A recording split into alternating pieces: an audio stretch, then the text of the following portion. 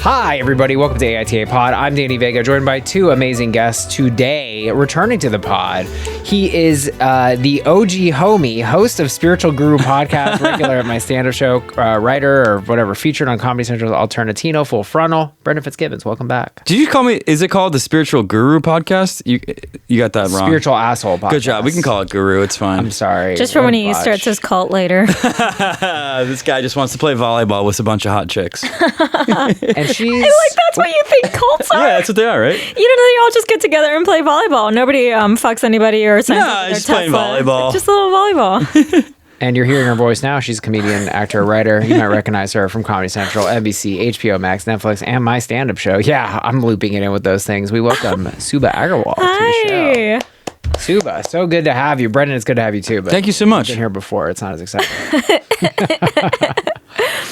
Suba, you also have a great Instagram handle. Oh, Subhaha. That's good, huh, Brendan? Wow, I didn't know that's what it was. It's so cringy. That's great. I love it because sometimes when I say it to people, I'm like, it's soup, haha. And they just go, "Ugh." Like, They're upset? That's hilarious. It's great. I mean, it's perfect. Can we talk about your name? We do a lot of name stuff on this pod because, you know, I think I've gotten in trouble for saying, like, you know, having a weird name is very difficult, causes bullying. Yeah. What was your experience? Bullying. Yeah. What if I just started crying and left? And laughing at the same time. Crying and laughing, and then she leaves. I laughed. No, I got bullied a lot. And then, like, I remember, I think, like, it's not just the name, it's the whole Indian girl in a predominantly white suburb thing. Where'd you grow up? North of Chicago. Oh, yeah, okay. And then, Me too. wait. Suburbs, Palatine. Palatine. Yeah. Yo. Yeah. That's where I got married. There's a lot of whites there. In Palatine? Yeah. Where? I don't fucking remember. My mom planned the thing. I didn't give a shit. Was it the Target? We have nothing to offer. It was the Target. Target. It's got a good event space. We linked arms and both dipped pretzels in cheese. No. Some hall there. I don't Okay. fucking know. You probably got married where I had prom, which is hilarious. It's fantastic. That's good. Yeah. We both lost our virginity at the same thing. I'm a whore. Okay, what were you saying? Oh, names. Bullying. Yeah. What's the worst pronunciation of your name you've ever heard? Well, there's a teacher who refused to even try, and she just called me Happy. She's like, I'm just gonna call you Happy? Happy. Yeah, and I was like, I'm not. I'm not a seven dwarf, motherfucker. I'm also not happy. Like, Yeah. Why happy? Wow. I don't know. She was this weird hippie science lady who had like smiley faces all over her classroom. I feel like Suba is really not hard. It's not hard. It's not hard. It's a little maybe intimidating to look at, but it's not hard. It's like so many words sound like my name. Cuba, tuba. I mean, technically, I'm not pronouncing it correctly, which I learned later. But the way I say it is very simple. Yeah. What's a proper pronounce? Suba. Suba. But see, that's Suba. the thing is when It's Americans hard. say it the way it's supposed to be said, it sounds different. It's not. I feel like it's almost like your mouth can't do it, and it sounds Got worse. it. You know Say it what I again? mean? Suba. That's hard. Yeah. He's actually Brendan. Brendan. And Spanish, yeah. Brendan. That's his guru name. Yeah. Now, you are Indian. Are you all the way? Yeah. I'm Cuban, by the way. I got kind of excited when Suba rhymed with Yeah. Cuba. I'm not trying to brag. I am all the way. All the way. And you were bullied. What was the nature of the bullying? Of the name? Just the difference? The otherness? The What was name, yeah. I also I was fat for the 90s. I look back and I'm like, that's not No, a... it sounds like it was planned when you put it that way. No, but I genuinely look at photos of me as a child and I was like, I wasn't fat. What were those girls talking about? But I was fat compared to the other relative children. to the 90s. Oh. Yeah. You know how 90s skinny was like heroin? I guess. Yeah, I wasn't. You I guess. was a chubster. Fucking for most of men. my No, life. Yeah, that's fair. No, that's fair. I deserve that. But it was like rail thin. Like you had to be rail thin to be considered attractive.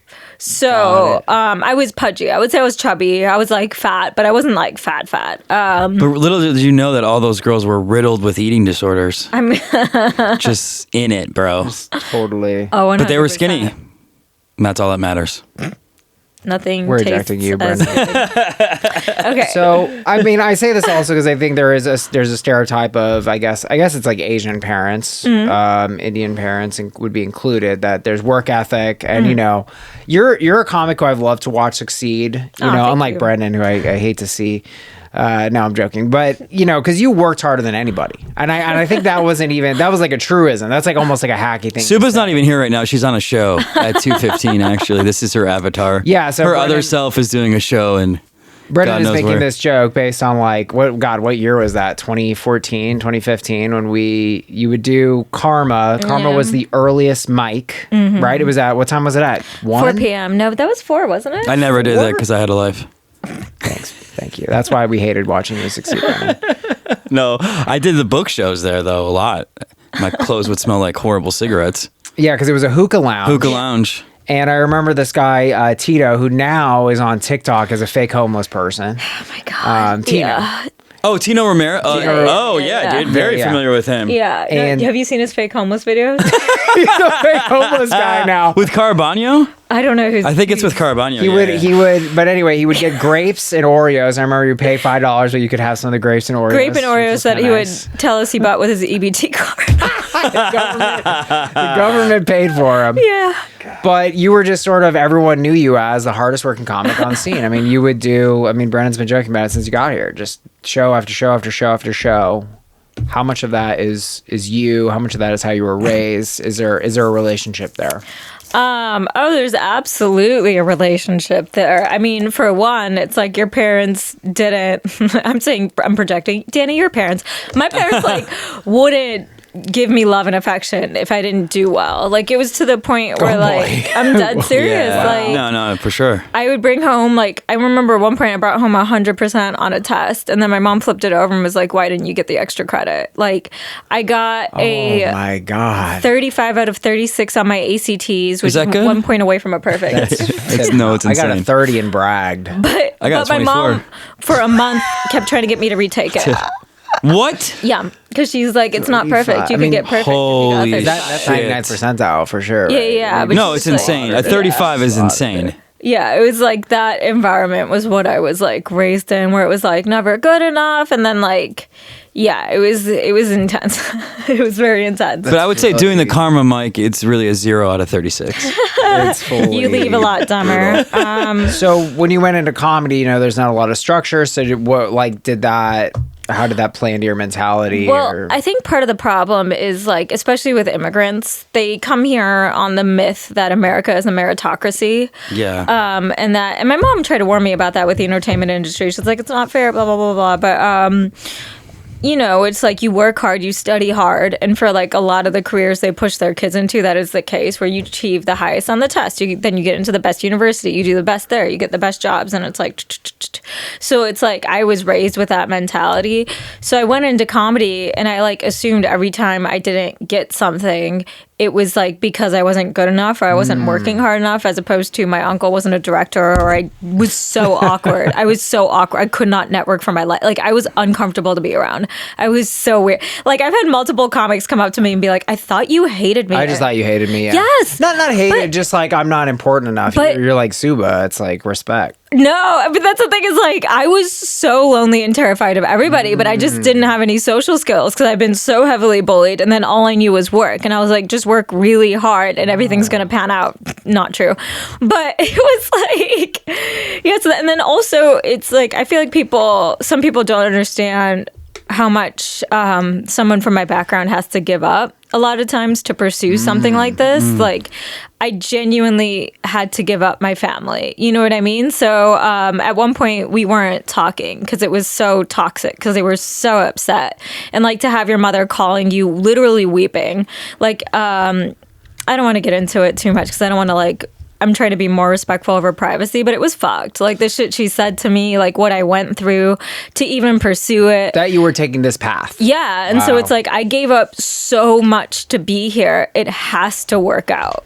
You know what I mean? And it was that. And then it was I was already dealing with my family shit. And then when I got on the scene as a 17-year-old girl, the way I was treated. And it was almost like a gambler's mentality. The more I was in the hole, the harder I went. Because I was well, all of this pain can't be for nothing, because I couldn't Right. process that it was all fucked, if that makes sense. Was this all worth it to do Danny's Juice Show? Yeah. Do you think that the payoff was The one that I Depressed? canceled and then uncanceled, and Suba still came back. She still came back. And it's so true because there was nobody there 10 minutes in, so I drove home, and they're like, a bunch of people just showed up, and then I drove back. Yeah. So how much of this do you still have in you? Obviously, a lot. A lot. It's funny because like I mean, I still work really hard because I think I value putting out good work. You know what I mean? Yes. And I really like when I see people who also do good work. When I see a comic whose joke is written really tight, or like there's a beautiful movie or a beautiful script, or like you hear about people having to fight to get these incredible projects made. Yeah. And I'm so grateful that they do that work and that they exist. And I'm like, if I want to be a part of that, I have to put in this work. Just because like I know what I want to achieve, and it's like it requires that level of effort, at least for me. I don't feel like I'm naturally talented. I feel like I've had to fucking grind it out. So I'm like, okay, this is what I want to do if I have to do that. But then of course there is like always that, there's that anxiety like of relaxing, of letting it go, of and then of course I've tied self-worth to results because that's how I was raised, and maybe I should go to therapy and deprogram that, but I haven't. I love that though. I love what you said about talent. I mean, I think I've tried to coin this phrase. I'm trying to get this thing to pop off. The gifts of mediocrity. Like I don't feel like I'm talented at all. You know, I feel like I'm skilled. I've worked to get where I am, which is not very good, but it's earned. I had to fight for it. You know what I mean? Are you talented? I don't really know that I believe in talent. I think that I do think that you have a natural funny bone, though. I do believe in that. Like, right? Don't you think some people, I don't really know that you can teach funny. What do you guys think? I absolutely think I've seen people with the mics bomb for years. No, but I mean, like, on one day, and I go, "Oh my god, they figured it out." But that natural thing, that like, why is this word funnier than the other? For some reason, comics get that. I mean, I think you can learn it because, like, I had no sense of humor when I started comedy. You had no sense of humor? I don't believe you. I was like dead. Okay, this is like I literally learned how to talk to people through stand-up because, like, what happened was heavily bullied, didn't know how to make friends.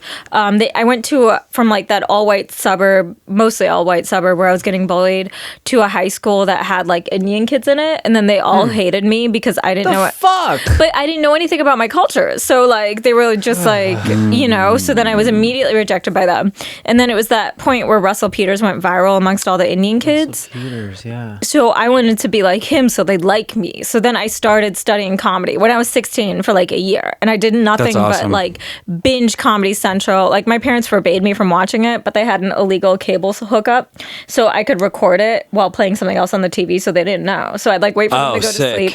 Wow. Watch Comedy Central, watch Premium Blend, like all of the specials. Like I would just rip through it, study, like write jokes for like a year. And then like through trying it out. And like there were points in high school, I remember where I'd plan conversations like it was stand up, where I'd be like, this is a funny story I can say on this walk to the hallway because I was so uncomfortable talking to people. I really wish that I knew Suba's background was this hard when I met you in New York because I would have been a lot meaner to you. No, I knew none of this. I just remember always seeing you like on the ground looking like you just went to war with like with a notebook, and I was like, she's been at war. But yeah, I mean, so it's interesting that people say, oh, you have to have a sense, because I didn't feel like I had one. People were like shocked when I started comedy because I wouldn't talk. I was too scared to talk. But you haven't, what I'm saying is it's a natural language, and I still feel like you had it in you. The fact that you were even doing that at 16, I think you had it in you. That's just my Was it my that take. You were drawn to it because you were like, this could be a way to talk to people? Yeah. That's literally what it was. My brain hooked in. It went, the Indian kids like Russell Peters. If I'm like Russell, I'll be accepted by my own people, and then people like funny people, I'll learn how to talk to people. So I literally started open mics to be popular, which is the dumbest fucking thing I've ever said out loud. Ooh. I should have just like lost weight and tried to become a cheerleader. That's so dumb. That might have been a little easier. Yeah, I have a question for you. If you could do it all over again, would you do it the same way? Fuck no. What would you do? Started a YouTube sketch channel before that shit popped off or something. That was the money. Right? But now, okay, wow, this is, I don't know, I wasn't ready for this. I was like, hardest working comic, now it's like actually traumatized. But it's just, it's funny because you read stories, they're like, Seinfeld worked so hard, he walked through the snow once. I was like, do you know who Suba Agarwal is? Do you know she's booked on Iowa and Florida tonight. She's doing both the gigs tonight. When I hear these oh, he worked so hard, I'm like, do you know what like some of our friends do? Like, we're fucking insane. Yeah. Lance was crazy. crazy. Lance would go do like a laundry shop in Flushing Laundry shop. at like 11:30 p.m. on a Tuesday. And I'm like, don't tell me Seinfeld walked through the snow once stories. I don't give a shit. But now you're married. You were, and actually, I remember we briefly talked, and you said that LA was depressing, but then you got married. So Yeah. that was a turning point for you. Yeah, that helped a lot because when I came here, I couldn't get on stage as much as New York, and that was just like a gut punch because I'm still a stage rat. Like I want to be on stage as much as physically I possible. love that. I've never heard that Stage rat? That's great. What happens with you if you don't perform? Do you have the thing where you're like, I'm failing? Is it like Yeah, I get really paranoid that I'm not. That everyone's passing me by. Yeah, I hear that. Like, I genuinely still have that conversation with my husband sometimes because I'm stuck in LA because of him right now. But like, And you're still getting up, what, 5-7 times a week? 7 to 10, yeah. Guys, that's a lot of 7 spots to for 10. everybody at home. That's a lot of fucking That's spots. like me at my peak. That's Suba at a miserable low. Oh, that's so funny that that's considered low to you. I love that. I just like compared to New York, or like I'll hear about comics doing like so many, or even when I go to New York doing so many more, and I'm like, am I growing as fast as I can? And then like this industry is so ageist too that like there's that paranoia that I'm running out of time to make it happen for me, if that makes Hey, sense. you know who's barely performed? A little guy named Matt Rife. Let me introduce you to him. Man.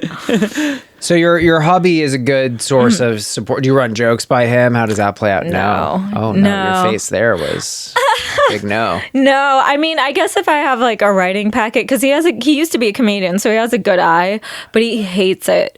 But I'll just be like, here's 20 jokes I've written. I need to pick the top 10 best, and then I'll just make him read it, and then I'll pick the top 10. He's normally right. He just has like a really good eye, or like when I write sketches or whatever, I'm like, what isn't working? And every time I've been like, he's wrong, and I've showed it to 3 other people, he's always been right. Like he has a really strong comody eye. Oh, I thought he was still performing because we did that show together on New Year's. No, he's Okay. pretty much stopped. Cool. Yeah. You're doing enough performing for the both of them. I love it. Well, we're gonna do some situations here. Yeah. We're gonna do a bullying situation, but our second story of the day: AITA for telling my husband things aren't different when he's gone. That's a listener submission. Ooh. But first, we're gonna do some Indian stuff. Guys, please rate, review, subscribe. Join us on Patreon, patreon.com/AITA pod. Over 200 bonus episodes, every single episode ad free. Here we go. AITA for not letting my GF eat the naan bread we ordered. My GF and I got takeout from an Indian place we like and order from usually when our budget allows. This place is really the only good Indian place anywhere near us, but it's very pricey, so we try to keep our order small. 1 entree for me, 1 entree for her, and a side of naan bread that we share. The thing is, the side of bread isn't very much, and the entree, I mean, it's just not the same without it. So it seriously annoys me when she eats the bread without dipping it in her curry. It's such a waste of the little bread that we get. I told her this before, but she says it's not my concern how she eats her food, except it is my concern because she is wasting a shared side. Whatever, I let it go each time. This time, she didn't order curry like she usually does. She got biryani, which is rice and meat. So I was happy that I would get the bread to myself. While we were eating, she reaches over for the bread and eats a piece on its own. I got annoyed and moved the bread away from her and told her she doesn't need the bread since she isn't eating a curry and doesn't need bread, whereas I am eating a curry, so I do need bread. Also, that her entree comes with rice and that she can eat that. She got offended and ended up threatening not to pay her share for the food. She also called me a greedy asshole and took her food and ate the rest of it in her bedroom. My friends are split. One of them says I'm in the right and it's too much carbs for one meal for her to have bread and rice. Oh. But the other friend essentially called me a greedy asshole. It's been hours and she's ignoring me. AITA. That is the I have a question for this guy. Does he ever want to have sex with his girlfriend again? That's the question. I don't feel like we necessarily needed an expert. Well, not from after India for eating this, Indian but- food, no. let me answer that. Right. There will be no sex over biryani. Yeah. That's pretty wild. I feel like it's pretty standard trope where it's like if you have a girlfriend, she's gonna eat your food. That's just what I eat so much of my husband. I'm a vegetarian and I eat when there's meat and he orders it, I eat a bite. If he doesn't eat it? No, You're like a before he freak? literally even before he eats it, he's like, "Come here," and then he'll give me a bite, so I'll leave him alone. Like I feel like this is very. I think about that Office joke. This Right? joke is so good. It's Dwight, and I think they had cupcakes, and he turns to like, let's say it's one of the women, and I forgot who it was, and he just like, "Do you want some cupcakes?" And she's like, "No." He's like, "Oh, I forgot you're a woman. I have to ask you twice if you want food." And I feel like that. No, but that's pretty true. Like, I feel like the opposite is true for me. I feel like whenever I take a girl out, she's not going to finish it, so then I'll have some of hers. I mean, I always offer, so I like sharing. But there's a difference between taking a girl out and having like a living girlfriend, because then the pretenses have dropped. yeah, oh, that's great. Yeah, Yeah, there's like I haven't had a girlfriend for a couple of years, but I remember. but you have been journaling about it. But I'm also like, He makes fun but of I me also journaling. feel like it's very different. I mean, I don't know what ethnicity these people are. They don't sound Indian to me. They got to be white. Yeah. right. 100%. But like South Asian, especially because it's like family style, the food where it's like you share like a curry and like a naan or like rice, like it's Sure.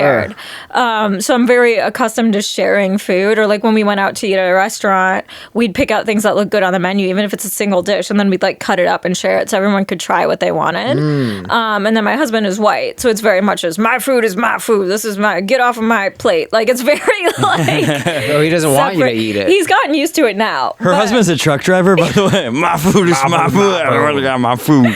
But I also feel like there's a cultural aspect. That Yeah, no, you're right. For sure. Because I'm so used to being like, hey, do you want any mine? He's like, no, if I wanted that, I would have ordered it. And I was like, all right. But Yeah, I do think the whites can be territorial with their food. Surprisingly, it tracks with our history of being territorial.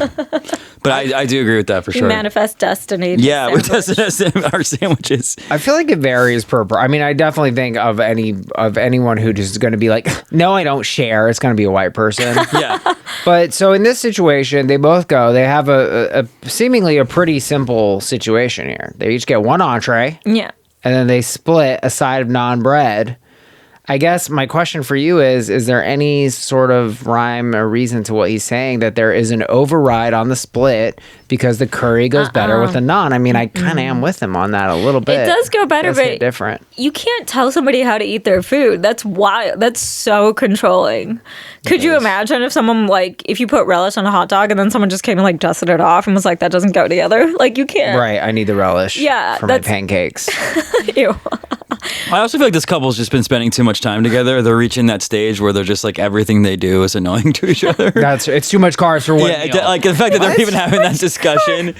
Yeah, it just feels like they just both need to take a little vacation. A couple. Or get a second job. Buy Yeah. more naan bread. What the fuck I is gotta wrong say, with yeah. you? That's a great Is point. naan bread redundant, by the way? Is that like saying ATM machine or no? I mean, it's a type of bread because there's naan, roti. There's like different types. so naan bread's okay. I think so, yeah. So, okay, here's my other question. So, if Indian food is generally shared, is it then a little bit, if you go, Brendan and I go out and then he says, oh, I don't want to share. Can I say, well, it's kind of the way Indian food works, Brendan. You're being ignorant. Is there anything there? You could try. You could try. I don't think he'd listen to you. I don't think he have a lot of authority on the subject. He'd be like, there's Danny Vega. You're the one telling me. I've got Suba on the podcast, Brendan. It'd be great. So the last line, she also called me a greedy asshole and took her food and ate the rest in the bedroom if she just shit it all over the bed. Like Amber Heard. yeah. Lord. Just took it to him. Yeah, no, this is a fun one. A lot of I was going through a lot of Indian food posts. I like this one because a lot of them came back to spiciness. And I don't know. I just don't even really find, I mean, there's a couple dishes that are spicy, but I just feel like it's such white people talk because I'm like, I don't really think it's spicy. It depends on who's crazy? making it and what level they ordered at. But if it had been a spice issue, this man would have mentioned it. There's no spice issue here. They're There's getting no the spice. mild. Well, yeah, I was like, one that was interesting was a girlfriend they got like a big kitchen at their new place and he doesn't like the smell of Indian food because it's very quote unquote spicy. Yeah. And I was like, can you shut the fuck up? Like, that was my reaction to all of these, where I was just like, no, it's not. Like, every food smells. I don't know. Is that off base? Do you think, is that... I mean, as an Indian person, my gut reaction is go stuck a kofta up your ass. Like, are you crazy? What? But if I were to genuinely put myself in their shoes, like, what if the smell really repulsed them? Like, some people are just really repulsed by certain foods. Some people can't stand the smell of fish. My mom can't stand the smell of any meat, period. So it's like, what if you just was, because, like, we were raised veg. So, like, anything that smells meaty, it, like, makes her, she thinks it's disgusting. So, what if that is his genuine reaction? And then you can't, maybe there's like a workaround or a compromise, you know what I mean? Sure. Where if she's gonna cook, turn on the fan, like clean up the kitchen afterwards, spray some air freshener, whatever the fuck, you know what I mean? You could like compromise about it and be like, hey, I don't like it smelling like this all the time. Unless, of course, you married somebody and that's the food they eat. And then, in which case, what are you going to pick? You know? Get some nose plugs, buddy. Right? That's a problem. Stick some cinnamon sticks up there. Never had meat. No, I have. Okay, because here's the thing. My dad thought meat would make us grow taller. Okay. Don't know where he got that. So did he want you to play for the Bulls? I don't know what the fuck he was thinking. He fed us McDonald's and lied about what was in it. Cause like, and so we were raised veg and told to eat meat. God. Yes, it was like a real Soylent Green moment. I think like veg and McDonald's. What the hell? And then I think like a babysitter or something was like, "That's a pig," and I was like, "What? A pig? What did he feed you? The McRib?" I don't know what I was eating, or a cow, or whatever the fuck it was, but it just like blew my mind. Okay. And then I was like, me and my brother, like we were so mad at our dad, and we like tried to quit meat together. I have a distinct childhood memory of me calling him on the phone, eating roast beef and being like, "Are you still quitting meat?" And he was like, "Yeah." And then I spit it out and was like, "Me too." Oh my God. Now, do you have like a forbidden relationship with it? No, I have a very practical, because I'm not disgusted by it. So like, if someone's going to throw away a meat item that I want, I'll eat it. I'm like, it's dead anyway. Like, there's no moral objection to that. Right. And there was a point where I was eating fish because I thought they were really stupid and not conscious. But then a BBC study came out about how smart fish actually are. And I was literally just driving and I was like, God damn it, I'll never have another ceviche. Like, I was so mad. Because not conscious. I mean, that's pretty far. Well, I didn't think they'd be like, "Oh my God, Ralph is missing," but apparently they can do that. They can. But have you level for you where they notice where one is gone? Apparently, you had never seen the hit movie Finding Nemo.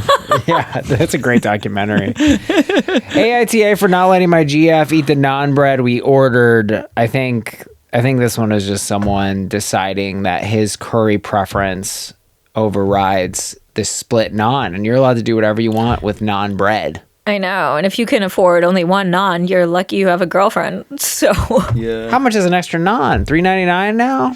Probably. It can't be that bad. I don't know why you guys look at me like I'm the naan expert over here. I feel like you order a lot of Indian. No, I'd be really good if you guys were like, how much was that cinnamon roll? I got you guys in that case. But I don't know about naan. But yeah, I'm sure it's not a lot. I think we agree on this one. AITA for not letting my GF eat the naan bread. We're saying NTA, and this poster is. Guys, please rate, review, subscribe. Join us on Patreon, patreon.com/AITA pod. Submit to our subreddit, reddit.com/r/AITA pod. That's where this situation is from. Here we go. AITA for telling my husband things aren't different when he's gone. It's so funny. I, 25F, and my husband, 34M, have been married for 3 years, and we have an 18-month-old son. I'm also currently pregnant with twins. I'm a teacher, and my husband is a restaurant manager. This past week, he was sent out for work and will be gone for 16 days total. He's been gone a week so far. To preface the situation, I should explain my husband always works really long hours, most of the time going to work at 6 and not getting home till 7 p.m. Or going to work at 2 in the afternoon and getting home around 3 a.m. Sounds like Suba. He has usually one day off a week that he gets to spend with us, and on those days we try to go out and do things as a family. For the regular day-to-day stuff, my husband isn't around. I don't fault him for this. It's just the way his schedule is. I do all of the cooking, cleaning, childcare. I take care of all the pets, 3 dogs and 3 cats. Damn, lady. While my husband has been out of town, I try to FaceTime him around dinner time so he can tell our son goodnight, and occasionally we can have a conversation. During one of these conversations, he asked if I was handling everything okay, and I said, yeah, why wouldn't I be? He responded, well, no one's really there to help out. I know it's probably tough having to do everything on your own. I kind of just shrugged and replied, I'm not any tougher than normal. He asked me what I meant by that and got kind of offended. I told him I missed him a lot, but my daily schedule hasn't really changed other than now I'm making 6 meals a day instead of 9. He was obviously upset and said, wow, guess you don't really need me, huh? I tried to tell him that wasn't true and that I do need him and that I missed him a lot. I didn't mean to put him down, but now I feel bad. Like maybe I overlooked him or something, but what I said wasn't untrue. I don't know. I can tell he's pretty upset by what I said. AITA. I feel like that. I don't know. I want to address this like a law case. You know what I mean? And just be like, write down everything you think you do. Yeah. Like during a daily basis. It's you know a what lot. I mean? Like, that's a lot. I mean, this guy, though, I'll defend him and I'll say he works from 6 a.m. Okay. Ostensibly, for 6 a.m., we'll say that includes a commute till 7 p.m. So he has to go to bed at 9 to get 9 hours of sleep. So he has 2 free hours. Wait, are you guys getting 9 hours this whole time? No. I mean, I'm getting less now, but Yeah. I mean, what are you, a 7? Yeah, 7 to 8. Yeah, I do. What are you, 7, 8? And then how many sets do you do in your sleep? Just type 5. I wish we knew what this guy did.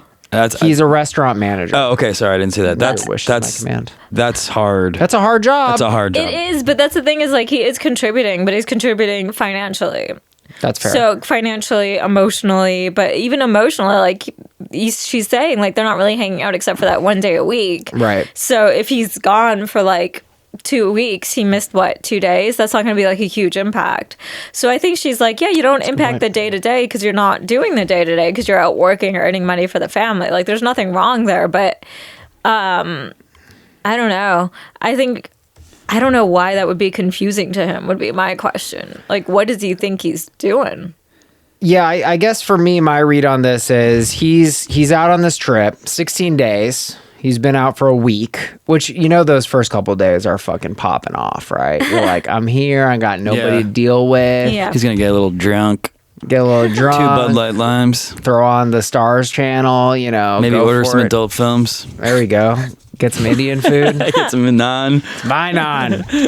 But, after a week, it's kind of like the novelty wears thin. The reality is, you're in a Holiday Inn Express. It's really not that fucking great. The waffle maker's broken. Yeah, it sucks. It's always broken. Fix the fucking thing. We gotta fix the waffle maker. Yeah, he's like kind of lonely, right? He's got like nothing going on. He's on a work trip. It's probably not super fun. And then I feel like this is a passive aggressive message, which is kind of like, you're worse than useless. I just don't understand why that wouldn't be cleared up immediately. Just being like, no, I just meant like I'm still doing the same amount. I feel like they could just talk it out and be I don't fine. see her saying useless. Yeah. I see her saying like it's not that different. I think what's interesting here too is like guys don't like it if they feel like their girl doesn't need them. I missed him a lot. That's a big thing with guys. Yeah, it's crazy. And what is she saying? That's why I'm saying worse than useless. I missed him a lot, but my daily schedule hasn't really changed other than now I'm making 6 meals a day instead of 9. So literally the only difference is that it's slightly easier.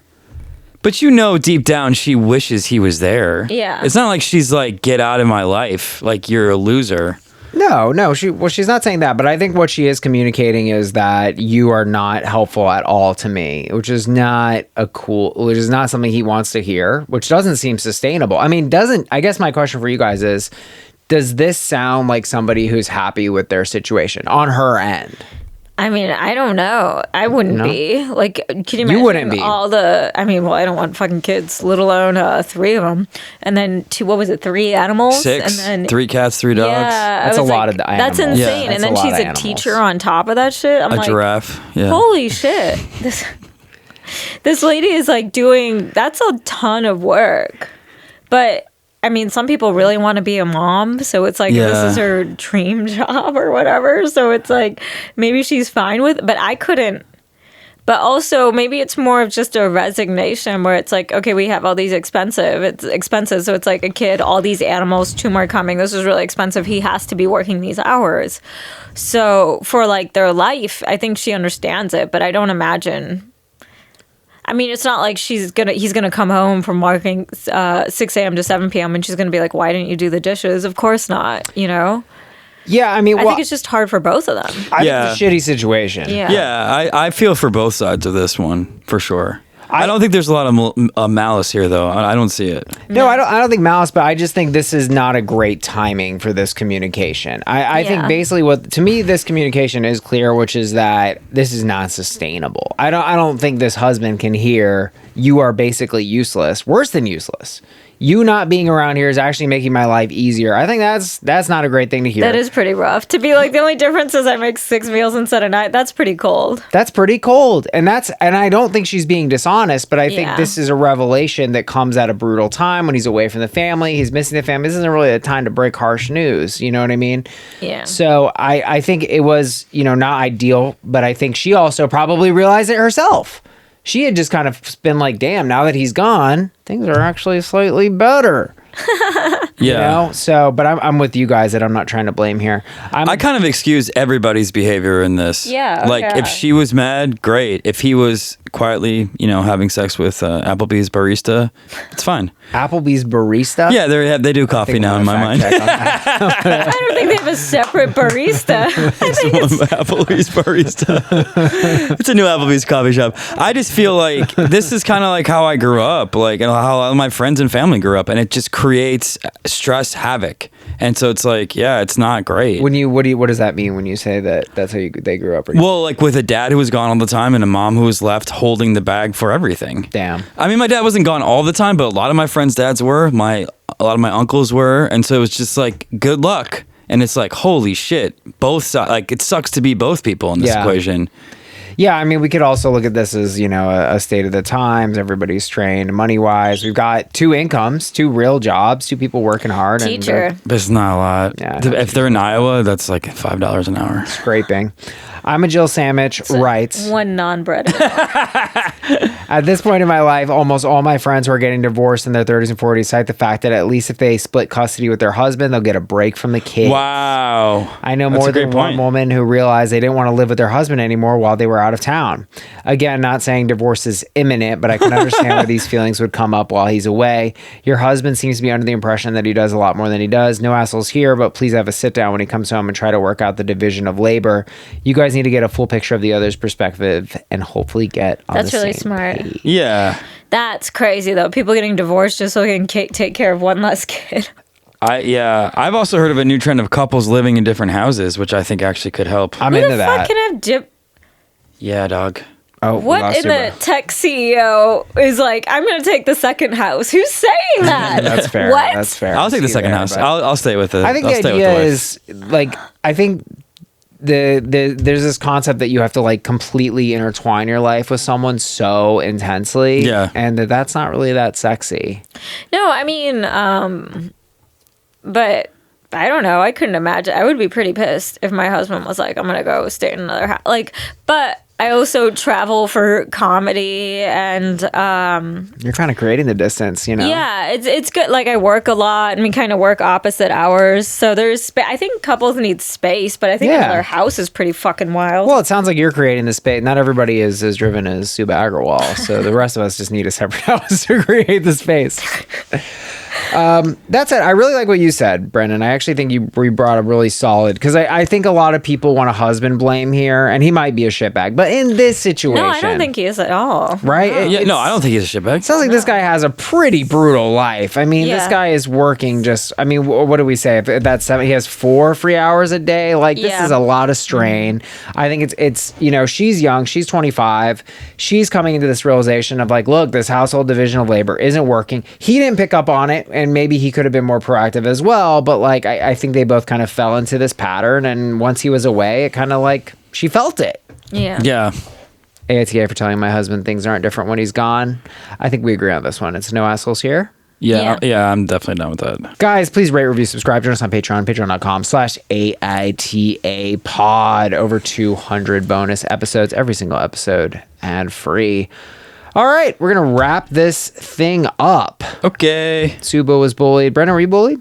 Yeah, I was in high school by the older class, but I'm not going to say names. Justin Somerville. Don't make me bleep that out. I'm not going to do it. I'm just kidding. AITA for telling my old wife's bully about how he bullied me at a high school reunion. That's awesome. That's so funny. So my 5-year high school reunion was Saturday. I didn't want to go as I hated high school and I didn't have any friends. My girlfriend insisted. So when I say I hated high school, I hated it. I had only one friend. I was bullied pretty badly. I got bullied by everyone, but by this one guy in particular. I was an awkward nerd loner, so I was an easy target to get made fun of. I was also not very masculine and a late bloomer, so that got me flack. I also socially isolated at a small school, so it wasn't great.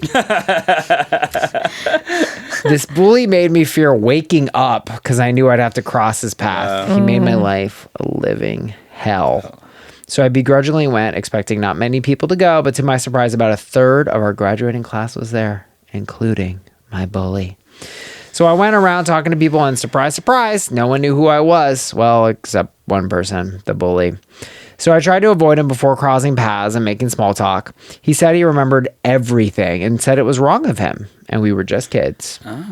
I really didn't accept his apology, but I continued talking with him to ward the awkwardness that was me going around and meeting people I had classes with for 4 years. So about 3 minutes into our convo, a woman who I don't recognize comes up to him. He says it's his wife and introduces us. She asks if we were close, and I honestly tell her our relationship. I say he bullied me every day for the 4 years we were in high school, and he made me want to drop out. Good for him. That's hilarious. An awkward silence fell over as his wife was trying to wrap her head around what I was saying before he shoved her away. After that, we left as I wasn't having a great time. My girlfriend told me what I did was a huge dick move and unnecessary. She says I didn't have to do it and only did it as some sort of vengeance. I said I was just being honest. AITA. I kind of love this guy. Yeah. I kind of actually really love this guy. That's so funny. I think it's pretty great. Yeah. I mean, what did he do? He was honest. I mean, shit, man. That's kind of funny. It's like you did it. You got to own it. If your wife leaves you because you bullied somebody in high school, could you imagine? Yeah, like, come on. It's like, sorry, that's what your husband was. Like, he was a douchebag. people will bring stuff up to me that I did to them in high school sometimes, and I'm like, did I do that? And I'm like, shit. What do they bring up? Well, one time I threw a football at a kid pretty hard when he was in the pool. He's brought that up a lot, though. Like, you get like one bringing What up. did you chuck it in the head? Or Yeah, it was a vortex. You know those whistling ones? Oh, come on. A Nerf? Yeah, vortex. Give me a break. He brings that up. Oh, a lot. He's brought it up so many times. I'm Is it embarrassing at least? That doesn't even it was sound just that me and him bad. in my pool. I don't know why he keeps bringing this up. It's very weird. And you chucked it at him with the intent to hurt him? Probably. I was probably like, do you remember in high school, like, I don't know if you did this, like the way that we would get out our feelings is just like beat the shit out of each other casually for like a couple seconds. Did you do that? And then it was just over. Like we would like wrestle. Like there was never really fights, but we would like wrestle, and then everything was just fine. No, I don't. That really you didn't have that miss- experience. No. Okay, well you should have come to the suburbs of Chicago where we repressing everything. It's crazy. Did you do any of that, Suba? No. Any fighting? Casually. No, beat the shit Suba out was of a writing kid. down jokes from He Russell was taunting Peters. Russell Peters. That's why. I mean, my high school was huge, so I didn't get bullied so much in high school. Probably a little bit, but it's like the nerds got to group together because there was the AP track Yeah. and the regular tracks. My high school was giant. There were like over 4,000. What high school? Wow. Stevenson. Oh yeah, I totally know Stevenson. That's Yeah, yeah, it's that's like huge. the biggest high school in our area. Yeah. Yeah. So it was like a lot harder to book because all the nerds, like a herd of deer, we just kind of like hung together. Yeah. But middle school was brutal. That shit was bad. The bullying. Mm-hmm. But there was nothing physical. Well, they threw a lot of balls at my head. Brendan. Whoa! I just came in hurling balls at Suba. Brendan. No, I like remember in gym class, like it wasn't a coincidence. Like I'd be running and then the basketball would just come and slam me in the head. And then like Oh my God. we played, I went to volleyball camp and they used to play hit Suba with the volleyball as like a warm-up game. That was before the the game? tournament. Yeah, so they would just like chuck volleyballs at me. What? I didn't get it. I mean, I heard kids like seriously got the shit beaten out of them. So it's like I got like physically attacked a little bit, but And it these are wasn't the as Indian bad as it kids? could have been. No, these were white kids. Oh, these mostly were white kids. Although the other Indian kid in my neighborhood made fun of me for having a weird name, even though his name was weird. And I was like, what the God. fuck? Wow. I think he was just, doing that whole internalized hatred thing, which was fun. But yeah, so there was some physicality to it, but it was mostly just like verbal shit. And then like like passing around a photo of me trying to finish the mile because I was fat, which was so mean. Is that why you were such a target? I don't get it. You're like a small girl. But I was also like really awkward and shy, and I had like OCD type tendencies. Like, I don't know, I've never been fucking diagnosed, but it was just like, and also like my mom would, when she came in from work, because she'd be so stressed out, sometimes she'd be mad. And then it's like, I knew I was going to get in trouble no matter what was going on. Like, I probably did something. She was going to find it. So I just like, I remember like if I heard yelling or like a loud noise, it would freak me out. Like, I would just try to hide from her because I didn't want to get in trouble. And so like loud noises terrified me. And then it would be a thing where like, I was like a fainting goat. If you yelled a noise loud enough, my knees would lock and I would fall and I was just cooked. Like, the second kids found that out, I was cooked. And then eventually I got over. Oh yeah. So it's like kids would like hide around the hallway, jump out, scream my name, and I would literally, my knees would lock and I would fall because I'd get so scared. So I was like, if you found out a kid could do that, fucking cooked. So like, I already had all these like weird tendencies going on. I was like the fatter, uglier kid out of the group. I was ethnic. I had a funny name. Like, all of the shit that could have been bad was bad. I feel like we're gonna end this episode with a GoFundMe for Super Girl. This is all leading up to a crowdfunding page. But there was like this big Russian girl named Irma who like she was the best. She threatened to beat the shit out of anybody who was mean to me. Hell yeah, that's great. Irma. There was like this little, and then like it was Irma. She was like very like to a middle schooler. She was probably like 5'2". No, but she was like huge for a middle schooler. And then Ariel was also like this little Puerto Rican chick. So it was like the Russian girl, the Puerto Rican girl, and Ariel was also very like, don't fuck with her. Like, they were like my bruiser team, you know? I love that. They were great. They're like, why are you fucking with Suba? Yeah, my question for this situation is like, what would that guy's girlfriend like him to say to the bully? Like, who's this? Oh, it's just a guy we went to high school with. He was great. And then internally you're like, this guy fucking ruined my life for 4 years. Well, what was he supposed to say in that situation? I think the bully knew he had it coming. Yeah. You know what I mean? And I think for him to apologize, he probably is genuinely embarrassed at who he was. Yeah. So then to have something he's so embarrassed about brought up to someone who probably doesn't know that side of him, he was like, fuck. You know what I mean? So I don't think he's mad. Because he didn't say it. It was his girlfriend that was like, that was a dick. Yeah, his girlfriend got mad. That's what I mean. Like, what was he supposed to say? Like, this is a great guy. I love this guy. Well, he could have just not brought it up and been like, yeah, we went to high school, but he didn't owe the bully anything. And I think the bully knows that. Yeah, He's and like, clearly he "Okay." hasn't like fully dealt with it, but that's okay. That shit is traumatizing. Yeah. Yeah. Like, and I've done a lot of therapy. I've done a lot of stuff. It still hurts. It's still not fun to think about that time, like, at all, you know? Yeah, so I think to go to the top here, did you guys catch this? The girlfriend insisted that OP go. It was kind of her thing. He didn't really want to go. She makes him go. So then he has the interaction with the bully. And what does the bully say? I thought this was kind of key. He said it was wrong of him. Well, that was good. Yeah. But then he kind of minimizes it. We were just kids. Oh, yeah. I mean, I don't know if it's minimizing because I understand that. Because you are just kids. That's true. I mean, granted, my middle school bully did find me on Facebook years later and apologize, and I told him to go get AIDS and die in a ditch. But Did you really? I did. That wasn't my proudest moment. But he didn't open with an apology. He opened with, hey. And then I was like, why are you contacting me? Go fucking kill yourself. And then, wait, so then he And apologized? then he apologized. I was like, start with the apology. And it sucks I didn't because know. he's also the booker for Montreal, and Suba Wow, like missed the out, one dude. She only did 9 shows that Yeah, night. she missed out. But yeah, I think that doesn't go in an apology.